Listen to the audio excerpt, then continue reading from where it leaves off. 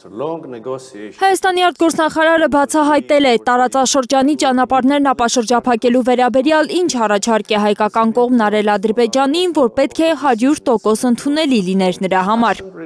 Միրզոյանը Անտալիայում թուրքո-ադրբեջանցի պաշտոնակիցների հետ հանդիպումից հետո զրուցել է Civilnet-ի հետ։ Հայաստանը ստանում է Ադրբեջանի երկաթուղիները օգտագործելու հնարավորություն, այն է իր ապրանքներն ադրբեջանական տարածքով որևէ տեղ ուղարկելու կամ այնտեղից ստանալու։ Նույն կերպ Ադրբեջանը ստանում է Հայաստանի երկաթուղային ցանցով ապրանքներ ուղարկելու եւ ստանալու հնարավորություն։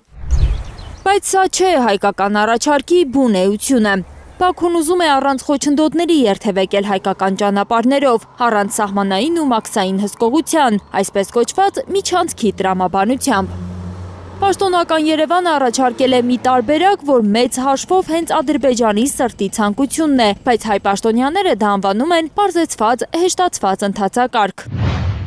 Օրինակ կարող են կիրառվել ժամանակակից տեխնոլոգիաներ, էլեկտրոնային սկաներներ կամ ուղարկվող ապրանքների էլեկտրոնային նախապես հայտարարագրում, կապարակնքված վագոններ եւ այլն, մեխանիզմներ եւ գործիքներ, որոնք թույլ կտան հնարավորինս խուսափել ֆիզիկական զննումից։ Արտառոց իրավիճակների համար կարող են այլ բաներ նախատեսվել, ընդ որում համատեղ։ Օրինակ ֆինանսական փոխհատուցում կարող է լինել որևէ արտակարգ իրավիճակի կամ պատահարի դեպքում։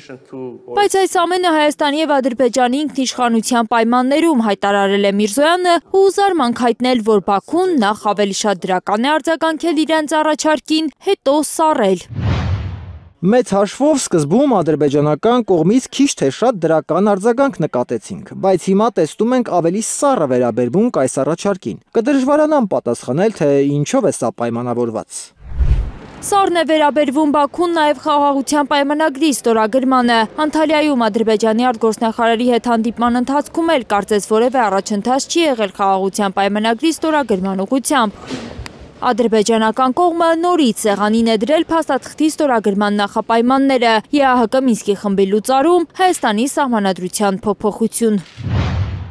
Մինսկի խմբի լուծարման հետ կապված մեր դիրքորոշումը պարզ է։ Մենք կարծում ենք, որ այն պահին, երբ հակամարտությունը դադարի գոյություն ունենալ նաև փաստաթղթով, իսկ դա կարող է լինել պայմանագրի ստորագրմամբ, այդ պահից սկսած կոնֆլիկտի համար ստեղծված Մինսկի խումբը այլևս կարիք չի ունենա շարունակել իր գոյությունը։ Իսկ սահմանադրությունը փոխելու հետ կապված Միրզոյանի պնդմամբ իրենց դիրքորոշումը մնում է նույնը, այնտեղ Ադրբեջանի նկատմամբ տարածքային պահանջներ չկան, անգամ այն, որ Հայաստանում այս պահին նոր սահմանադրություն են գրում, կարծես չի հանգստացնում Բաքվին։